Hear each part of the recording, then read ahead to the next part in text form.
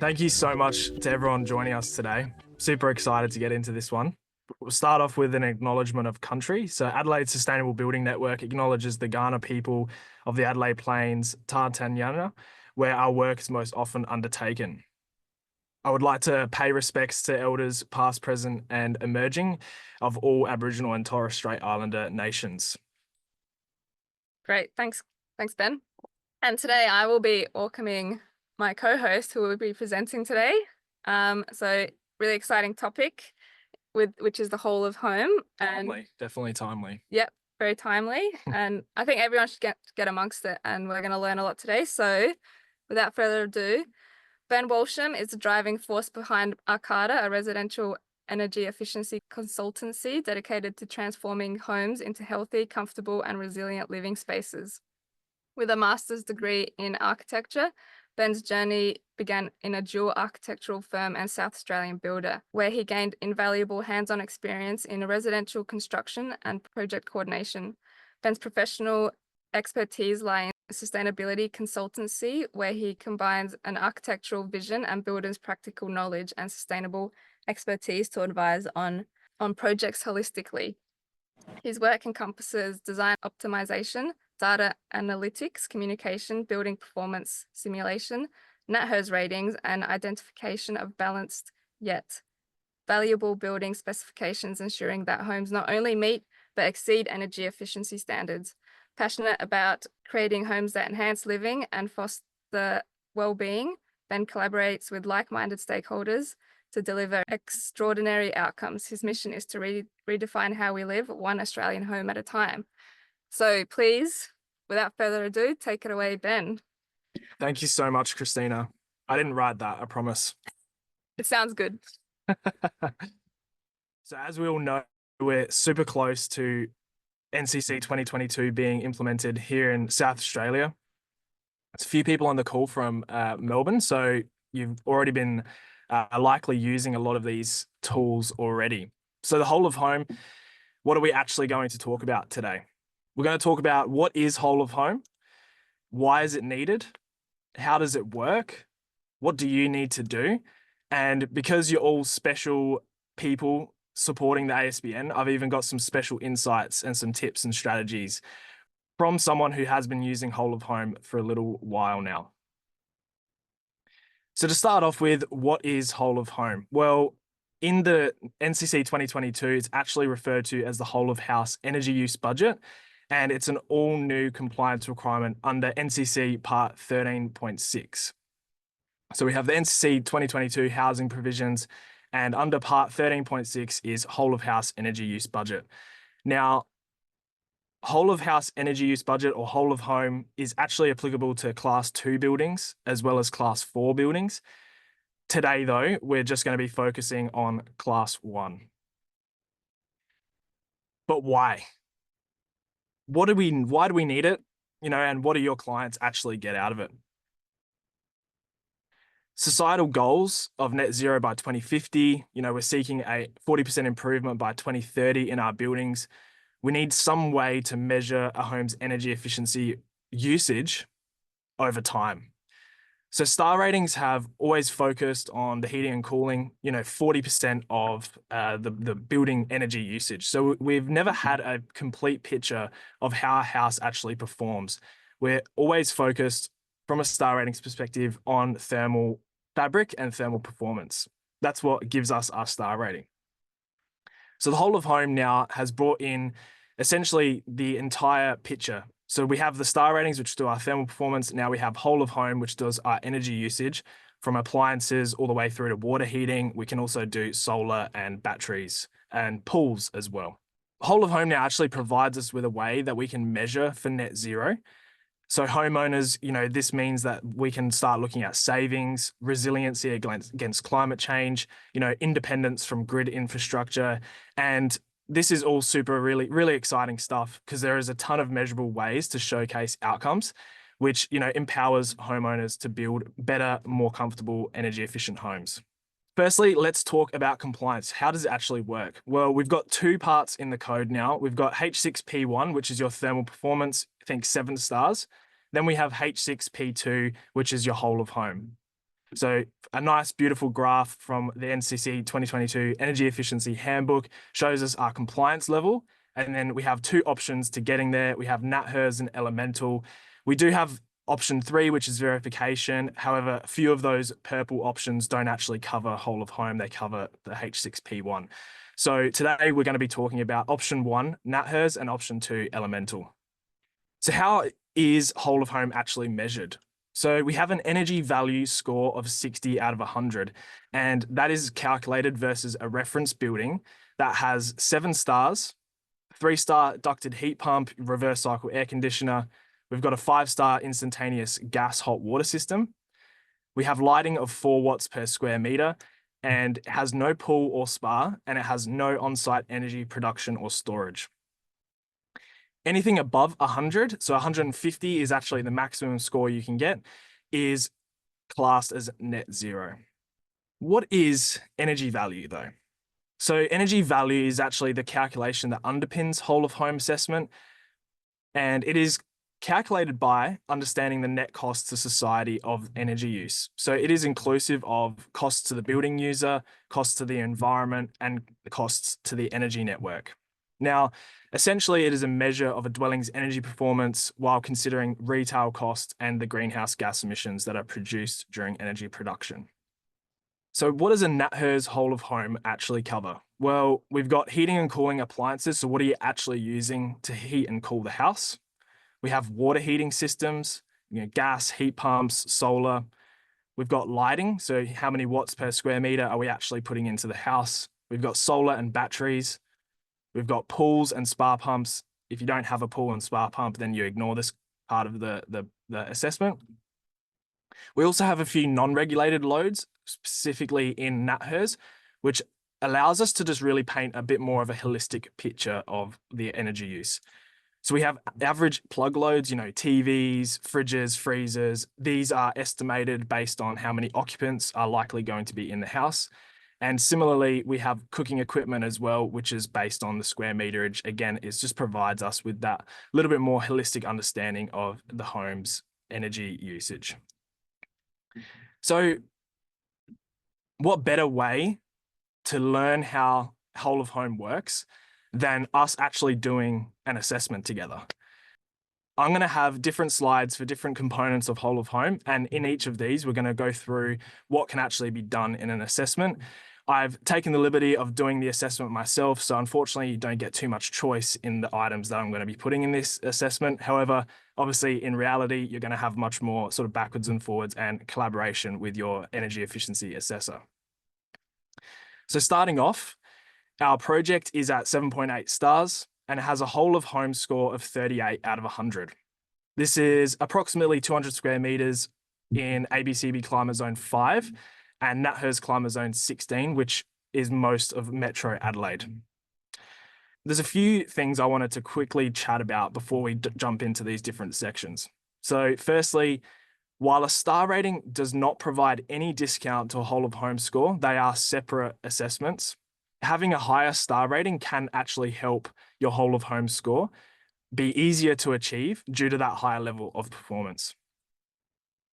So what I'm showing you here, this little snippet here is actually from Hero, which is a NatHERS accredited software. Each software acts a little bit differently. So definitely caveating this process by saying this is how Hero works with whole of home, and this may slightly differ between the different softwares utilized by different accredited assessors. So if you don't know what your assessor is using, make sure to ask and they can provide you with that information. And similar to star ratings, there definitely are certain rules and guidelines that an accredited assessor must abide by when using NatHERS whole of home, but that could be its own presentation, so I won't be going into a lot of those details today. Like I said before, just ask your accredited assessor for those details. So heating and cooling, what will we need to know or what can we explore? So we have appliance types, including models, sizes, capacities. We've got appliance efficiencies. We've got rooms served by each system, so we can have multiple different systems in different rooms, think split systems, or, we might have a fireplace in the living area, etc. There are a couple limitations here currently. We have exclusions for hydronic heating systems and in-slab heating systems as well. Unfortunately, NatHERS doesn't quite cover these systems just yet. However, there are future plans for the upgrade of whole of home. Remember, this is V1 essentially of whole of home. So we'll be definitely providing updates as they come out. So this is the whole of home in, hopefully you can all see my mouse as I sort of walk through this. So we're in AC climate zone mixed. There are 3 climate zones for your AC. We've got hot, mixed, and cool. We then have peak loads over the whole entire house, so we can start to get an understanding of, just how much heating and cooling peak loads we're going to need in this house. We have lots of different HVAC types.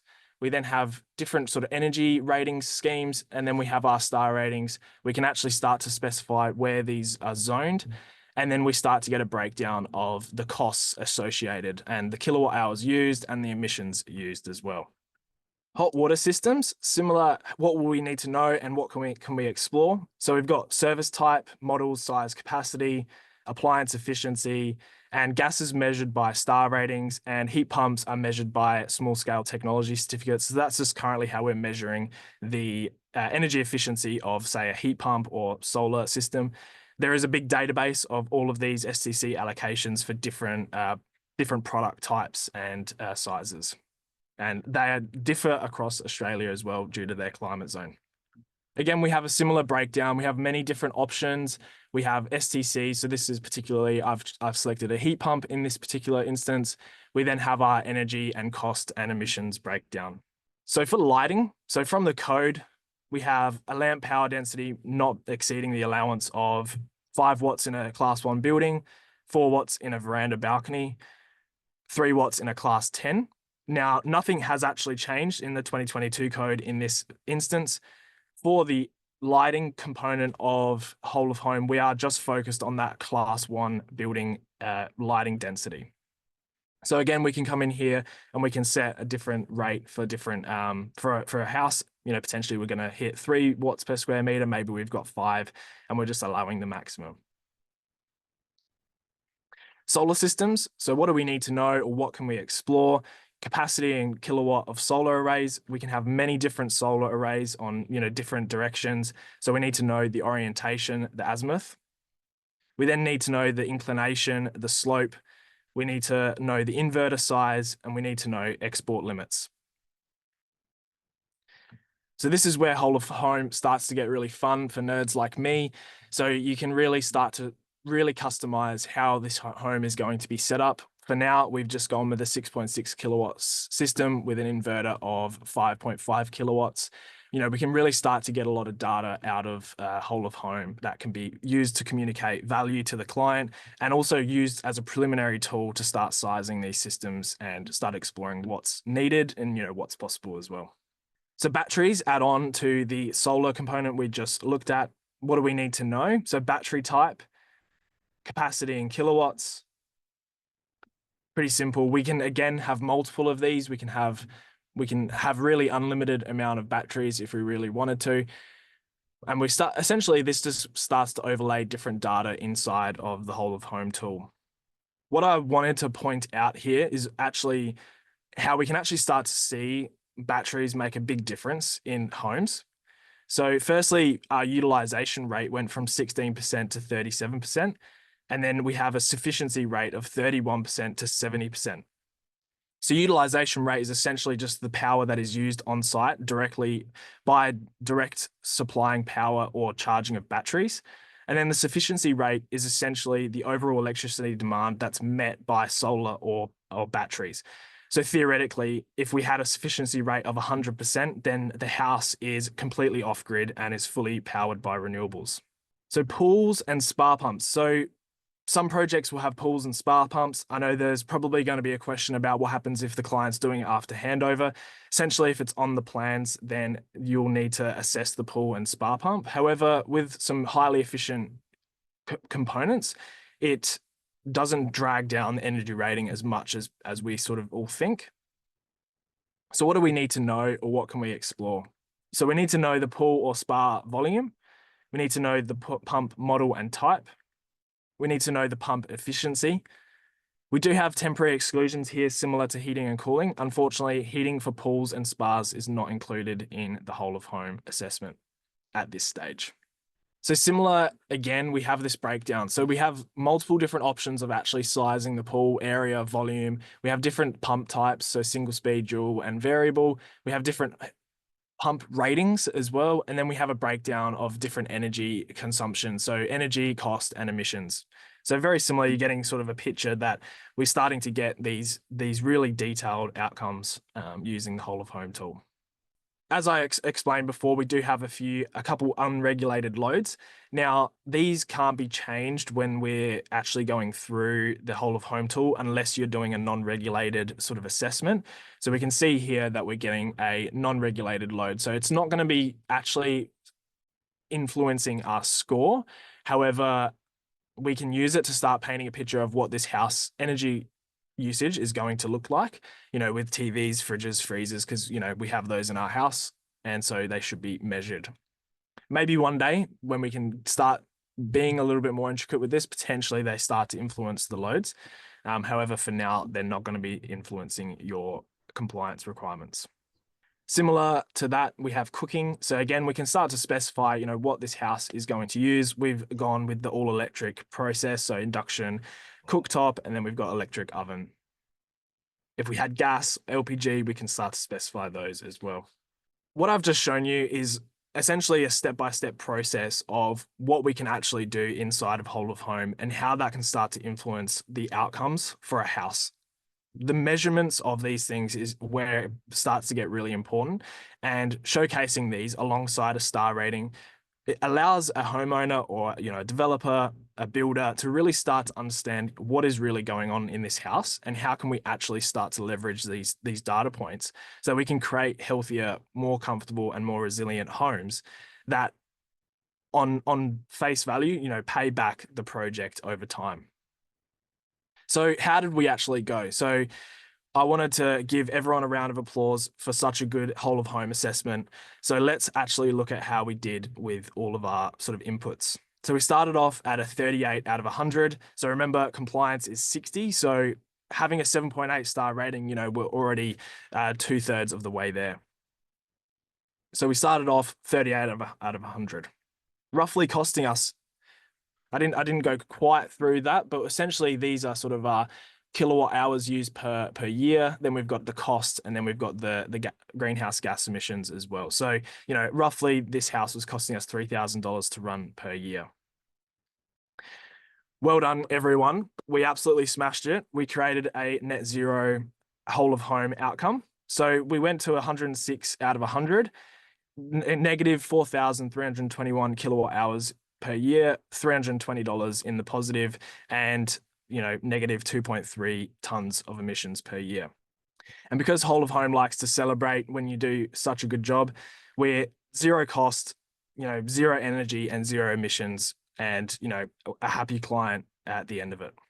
So what I particularly love about Hero's software, so this is just a plug for NatHERS Hero, and Nick Bishop is doing an absolutely phenomenal job of really bringing NatHERS into the 21st century. What I particularly love about Hero is that all of the data I've just shown you is extractable and presentable. And so we can actually really start to understand, how this home is actually going to perform, and then over time as well. And another great feature of Hero is that these numbers you can actually adjust side by side. So if we then made some spec changes to the 7.8 star outcome, we then get a live feed of how that influences the whole of home score. And so at the beginning, I showed you the heating and cooling, peak loads. We can actually start to influence those peak loads with the specification that is coming out of the star rating. Now, I can't speak directly to some of the other NatHERS accredited softwares. However, I know First Rate 5 is disconnected from this process. You have to upload and change things as required. So Hero just makes that process just a little bit more seamless. Getting into the elemental DTS, so the second pathway to compliance. So we essentially, in this instance, have to show compliance against part 13.6, so whole of house energy use budget. We've got part 13.7 services, particularly part 13.7.6, the artificial lighting. So similar to, say, the glazing element of the NCC, there's all these tables and charts and formulas that just like any sane person is not going to understand. So what we have is essentially a calculator. So similar to the glazing calculator, we have a whole of home calculator. Now, this is a house that is essentially the same specification, or well, at least the same size. We don't really get to like understand and plug in the specifications of the 7-star to start influencing this calculator. But we've got a 200 square meter house in climate zone 5, and we don't have any solar. So you'll sort of see in that bottom right, we've left off the solar, and we can see that even with pretty reasonable efficiency of aircon, heat pump, and a pool, we still actually don't meet compliance. So when we go in and put the 6.6 kilowatts in, we basically hit that compliance target straight away. So what do you need to do? Well, answering that question actually really depends on what outcomes you want and how you're approaching NCC 2022. Are you optimizing, and are you optimizing early? Anyone who has been following me for a while now knows that I highly recommend early optimization for all residential projects, no matter if you're a developer, architect, or builder or homeowner. Getting in early really starts to help you understand what's actually required and then how you can actually make the house more healthy and comfortable. Are you just seeking compliance? Sometimes this might be the avenue that you're going down, and that's totally fine. If you're doing it for certification, you are going to need to specify on the plans, all the components we have gone through today for them to actually be included in the assessment. Now, you're probably asking me, if these are not known at that time of you going in for certification, that's fine. Essentially, we have a set of standard defaults that will be applied to your assessment. And if those don't reach your compliance targets, then essentially we would then issue you a list of changes or upgrades that will be required for you to hit that whole of home score of 60 out of 100. So very similar to how we've done star ratings in the past, you will then just have an assessment done. And here are your upgrades that you need to do to complete the whole of home component. So again, like I was saying, you're all amazing guests of ASBN. And so because of that, I volunteer my time at ASBN. I have some special insights for you, ASBN sustainability people. So I'll come back to it. Optimize and explore early. I've seen some really fantastic results using whole of home because we've used it in an early optimization setting and really been able to illustrate, just what this home can actually do for the homeowners. I've seen time and time again, electrifying homes does absolutely smash whole of home. Very rarely have I done gas, to be completely honest. However, what I've seen is that solar is likely always going to be required. I haven't seen one pass without solar yet. And so is it Fairmont Homes now including 3.3 kilowatt solar into all their homes for free? Essentially is their answer to sort of their whole of home requirements. Consider heat pumps. Definitely heat pumps are the way to go for the hot water side of things. They always provide the best outcomes. There's a lot of data that obviously heat pumps are far more efficient than any other hot water system you can use. However, these definitely need to be considered early due to their installation location and space requirements. So, definitely think about these things as early as you can. A client the other day had a project where she's actually in looking into a heat pump hot water system that actually shares the system with the reverse cycle air conditioner. So this is starting to get quite complex, and obviously whole of home is going to have to sort of be upgraded over time to help us sort of keep up with these technologies that are definitely changing. I've seen batteries make a ton of sense. They always seem to really help the whole of home score. They really allow you to sort of take in all of that peak energy generation and offset your peak energy demand times. And for the nerds out there like me, these numbers can actually be overlaid into different graphs within your NatHERS software, or pulling out the data and providing a graph to your clients. And so I'll leave you with my favorite chart ever, is the internal temperatures of a house. So very passive sort of temperatures, no active heating and cooling, and overlaid with the actual energy production, storage, and usage throughout the day. And that's this beautiful chart here. Every time I see this, I get happy. So essentially in the top, we have our internal temperatures. This is a hot day here in South Australia. And so we have a house that, without any heating and cooling, is reaching 30 degrees on, a hot day. And then at the bottom here, we actually have the whole of home, appliance energy usage and supply provided to the project as well. What we can start to see is, so above zero is our energy demand, below zero is our energy supply. In the morning, we're charging our battery.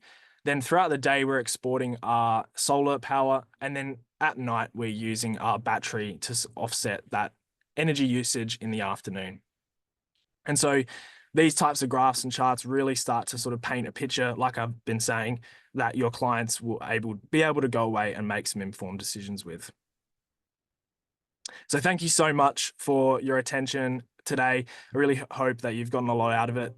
Like I said before, I'm super excited by what's actually possible with whole of home, and I really look forward to sort of seeing it develop over time. So thank you very much. Cool. Thanks, Ben. And shall we just see if we've got any question in the chat? So what data did you input to get the initial score of 39 out of 100 before going through the whole of home component? Yeah, so that score is actually just defaults. So I haven't touched the whole of home in that instance. So that is just simply me working on the star rating, and it's updating that sort of default score to begin with. So 39 out of 100, essentially, I haven't actually touched that whole of home component. So yeah, conversely, another project, maybe around the 5-star level might be sitting at about 20 or 15 potentially as well. So that is simply just, the defaults that have already been applied into the software. I haven't actually yet touched any of those inputs at that point. So does that mean that depending on your star rating, that's the amount of energy that's being used as a default? Yes. So definitely, they are separate compliance requirements. However, they will influence your star rating will influence your whole of home score and how easy it is to get to 60 out of 100. So when you're around that 8-star level, obviously, you're getting the benefits of that thermal performance. Yeah, because you're using less energy overall. Yeah. Cool. And a question from Anna, what does early optimization look like in practice? Good one. That's a great question. Everyone is a little bit different, and everyone has definitely different thoughts about this. How much risk do you want to take on, especially before planning approval, where a project may not get planning approval? That's often something that gets sort of brought up. I think for everyone, it is a little bit different. So sorry about that answer. But essentially, the way that I have been working with that is really it is before planning approval, where the design is the most flexible. And just having that initial first step before you need to do your compliance requirements is super critical. For some people, that might be just after planning approval, before you then spend all the time on construction documentation and really detailing a project out before it gets to the end where you don't have any flexibility. So it can work in both ways. You can do it before planning or immediately after planning as well. So it can be definitely done either side. I always sort of say, as early as possible is always the best. And for everyone, that's going to be a little bit different. Yeah. So I guess from my experience, that means like making sure the design has passive elements and has got good orientation, because those are the hardest things to change after you have planning approval. So you get that in before planning approval and it's part of the overall design. That's like the biggest tick of approval in my books. Yeah. Saves costs going back to do a variation and having to go back through planning for something. And redrawing things. Yeah. Cool. So Simon has asked, is the lack of hydronic modeling a limitation to NatHERS assessing guidelines, or is it a limitation to the software? Yeah, good question, Simon. Thank you. It is a limitation in the software and the calculations that underpin the whole of home. So essentially, there just isn't a very good way of, or a consensus way of calculating, your hydronic heatings. I don't have a great answer for you, but essentially, yeah, it is a natural limitation of the software and the calculations that underpin, not particularly around the assessment guidelines. Cool. And because you said this is obviously volume 1 of the whole of home, so do you see an V1. upgrade? Yeah, definitely. Yeah. We'll definitely be getting upgrades. Yeah. Yeah, I've had talks with some, NatHERS sort of higher ups, and it's definitely on the radar. They're definitely working on it.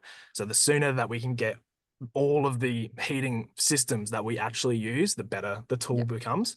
So yeah, there definitely is unfortunately a bit of a hole there. But having said that, we actually do get to know what the heating and cooling loads will be. And so we can start to actually use that to then go and speak to a hydronic specialist who can then start to size up the appropriate systems with more data. Again, it comes down to that we actually have that data. Yeah. Yeah. Cool. So there's different avenues. Yeah. So we've got a question from Claire. How does it go with renovations or new builds? Good question again. We just talked about this before. Yeah. You can definitely use it. So essentially, any building that goes into NatHERS, you can definitely use whole of home. So there's no limitations with it being used for renovations and alterations, additions. So yeah, I have seen it do a just as good job with an alteration and addition. Definitely. Yeah. Yeah. Yeah. So you're saying before it's really more about what the data that you put into it, that and how accurate it is. Yeah. Anything that you draw up in NatHERS, you'll be able to do a whole of home assessment. I don't think there's any sort of downsides of doing that. Yeah. Cool. And we've got a question from Alex. What do you find in your experience to be the most impactful changes? WWR, not sure what that means. Material specs, fans, etc. I was going to say, Alex. WWR is like window wall ratio. Okay. Yes. All of the above. Investigating all of those things, definitely. Yeah, holistically, we want to look at the whole building together. That's the benefit of using NatHERS, especially over the DTS sort of elemental. We're able to use the walls and the windows with the floors, the roofs, and colors and specification, and start to sort of, actually how a house actually performs in reality, where all of these different components come together to create a system. Whereas the DTS sort of elemental process is definitely what it says, which is elements of the house, and sort of they're assessed individually. So we don't get as much flexibility when we're doing the DTS process. So yeah, to answer your question, all of those things definitely make a difference. So I guess also going back to the first question, you're really using it as a design tool to inform the decisions that are being made through the design process, which is kind of like getting you the best outcome at the end of the day. Yeah. It's about minimizing rework as much as possible. And with the jump to 7 stars and this introduction of whole of home, having an idea of, even if it's just identifying what the compliance requirements will be before you actually need them, that's the process change that needs to happen across the industry, where you might not always optimize every project for health, comfort, and resiliency. Sometimes we need to find that balance. But it's, even just from a more compliance perspective as well, it's identifying those things as early as you can before getting to the end and realizing that you can't sort of implement the changes that are necessary to be done. Yeah. I've got a question here from Mauricio. Could we see a move from builders to just install huge solar arrays to offset the losses / expenses, or is the system designed plan to enforce the holistic approach? Short answer, Maurizio, is yes, we could. It will only ever offset your whole of home score though. So it won't actually influence your star rating. So if you get 150 out of 100, you still need to meet your 7-star outcome. So it's not like you can then just chuck 20 kilowatts of solar on it and be okay with 5 stars. So you still need to do your star rating separate to the whole of home score. However, yes, solar panels will definitely make a big difference in the whole of home score. So your thermal rating will affect your whole of home score, but your whole of home score won't affect your thermal rating. Yeah, that's the best way to think about it, is that, yeah, the star rating thermal performance of your house influences what's required, because we go back to the calculation being like a reference building underneath whole of home, which has these standard specifications. If your house is already performing better than that, it's going to raise your standard or raise that floor. That is your whole of home calculation. Yeah, so you're starting from a better point. Could you maybe I'll just ask one question if that's all right, Ben. That's okay. Could you unpack the whole of home calculations and things like that? Potentially not, well, not potentially, but not progressing, so like this, the thermal score, so the star rating. So for instance, one thing that just came up in my mind was that if you have designed something to be like just like 7 stars right on the money, then you'd still be able to get through the NCC pathway. But then what would incentivize anything from a whole of home analysis? So like if you're able to comply with the code just through the NatHERS modeling, then what might incentivize also the whole home sort of analysis? It's kind of like, because there's a part of me that kind of like wonders if the whole home, which you've clarified, is that the whole home doesn't take out the thermal envelope requirements. So I'm just also wondering what is incentivizing others to also do that whole home analysis on top of that, because will there be any kind of like planning related like incentives from that standpoint if people go down that route? Well, the first one is like you kind of have to do it. So from a compliance perspective, like you have to show a whole of home score. However, you could do a star rating theoretically and then use the calculator to get your whole of home compliance. Like you don't necessarily have to use the whole of home tool inside of NatHERS, even though what I just showed is that it's far easier and you have so much more flexibility around the products and the specifications that you're actually applying for the house as well. Whereas the calculator, as I showed, is a lot simpler, or even a little bit less sort of developed, in that it's much less customization and options that you have available to you as well. So I think, yeah, to answer your question a bit more directly, it's like the incentive really is about, yeah, data and, what do you actually want to get out of it? How do you want to showcase that to your client? And, what kind of house are you wanting to build? Do your clients kind of see the cost savings and then get excited and then want to push a little bit harder? Yeah, there's definitely diminishing returns to the whole of home score. So you can't just forever specify solar. There'll come a point where that additional solar is no longer going to be efficient or a good use of money. So finding that balance is usually the best outcome. And yeah, generally that finding that balance is usually where the clients are the most happy, because it's like, oh, these are all the possibilities you have, but maybe like somewhere in the middle is actually where the best outcome is, and that's a good outcome. Yeah. And so in Adelaide, there are some loopholes which don't require you to get the 7-star rating, but do you still have to achieve the whole of home? Yeah, so those concessions that are across Adelaide, specifically the Mount Barker one, where you don't have to get to 7 stars, you do need to do whole of home still. Oh, okay. Yes. So you're still going under NCC 2022, but you are just going to 6 stars. So you still need to do your whole of home score as well. Yeah. And you're inputting just 6 stars, so you're starting off at a lower thermal performance, and so your whole of home has to actually work a little bit harder. Yes. To achieve. Yep. Oh, okay, interesting. I didn't know that. So yeah, in most of the concessions, there'll be like some kind of star rating concession, but then it's always like, oh, you need to still do H6P2, which is that that whole of home requirement as well. Yep. Yeah, and then when you're inputting the data in the elemental calculators, are you still inputting the same amount of data? Like you still have to select a product and find out what the star rating is and how much energy it uses?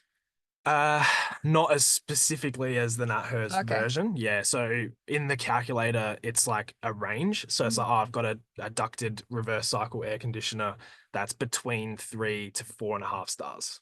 Yeah. So whereas in NatHERS, it's like what actually is the star rating of that system, and you have to input that way. Yeah.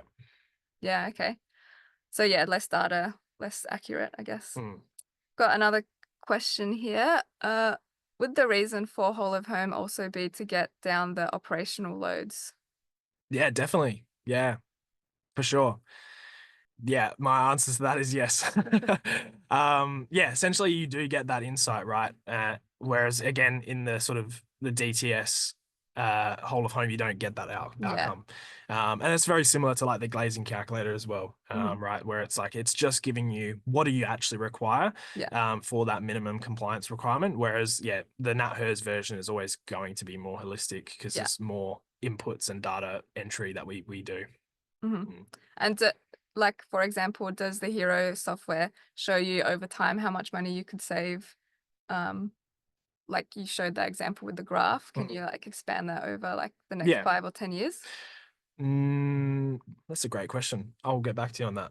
Okay. I love ideas like that. You know, how can we do that? Yeah. Because then you get like the cost to benefit ratio, because really it's an investment because you're going to be living there for a while, hopefully. Yeah, one of the amazing things, again, that Hero can do is you can use the CSIRO's sort of future climate data scenarios for different warming, like climate change scenarios. Oh, really? And you can input that climate data into the star rating, and it gives you a star rating in 2050 or 2060, 2070. And so that is awesome because, yeah, you want to see your house get better over time and not worse. So that's a Hero's. Yeah, from what I can see, that's a Hero thing that you can do. Again, I can't comment on other sort of NatHERS softwares, but that is something that can be done. That's really cool. Yeah, which is awesome. So, yeah. Got another question here from Studio 9.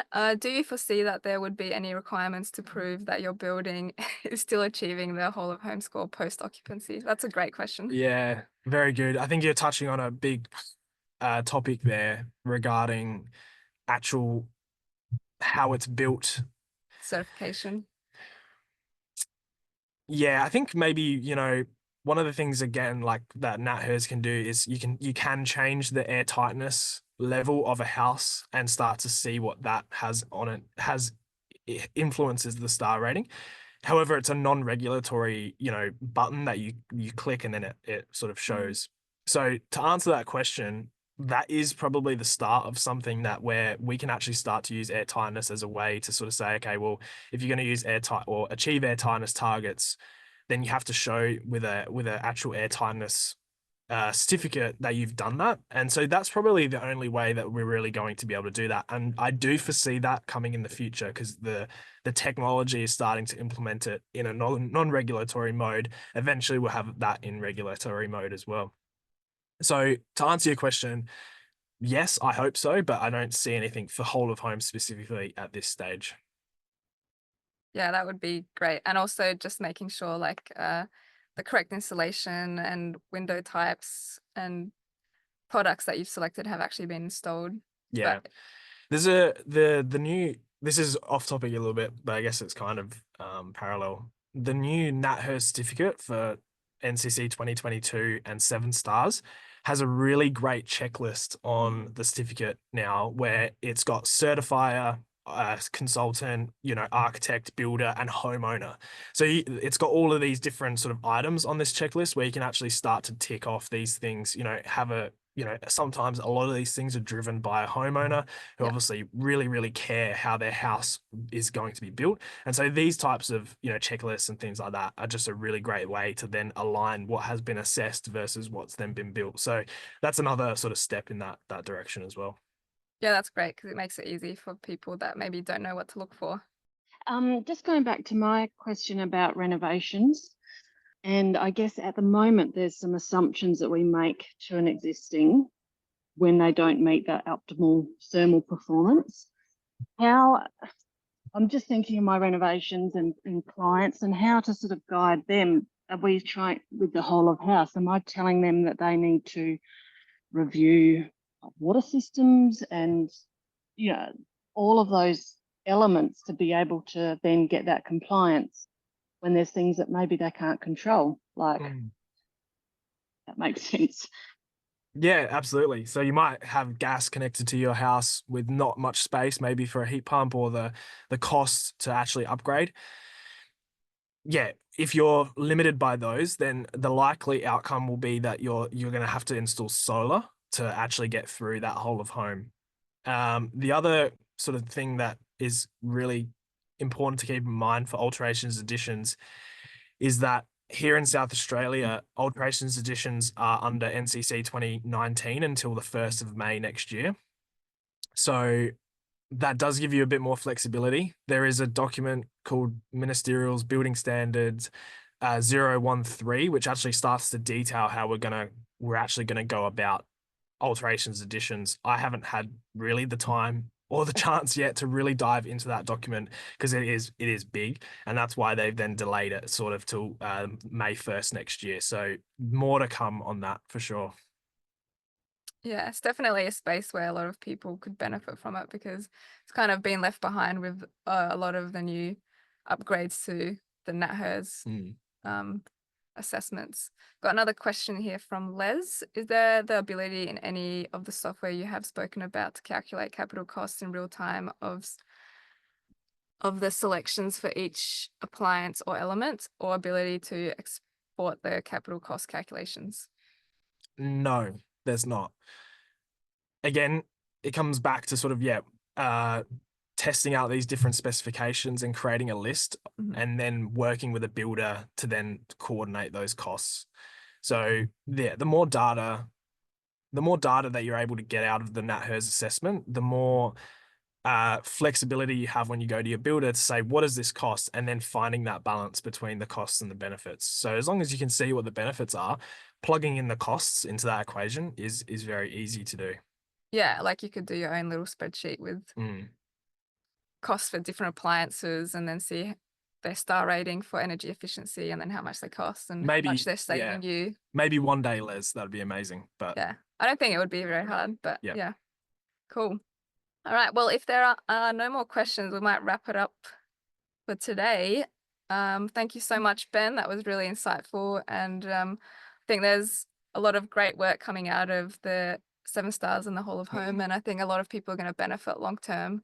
And hopefully our housing infrastructure will increase in its efficiency and in the future. yes, that's what we're working towards. Yeah.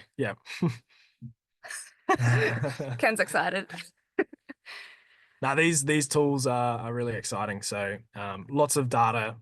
It really is quite amazing to see, and I look forward to seeing it develop over the years. Awesome, me too. Thank you so much, everyone. Thank you, everyone. Have a great day. Appreciate it. Bye.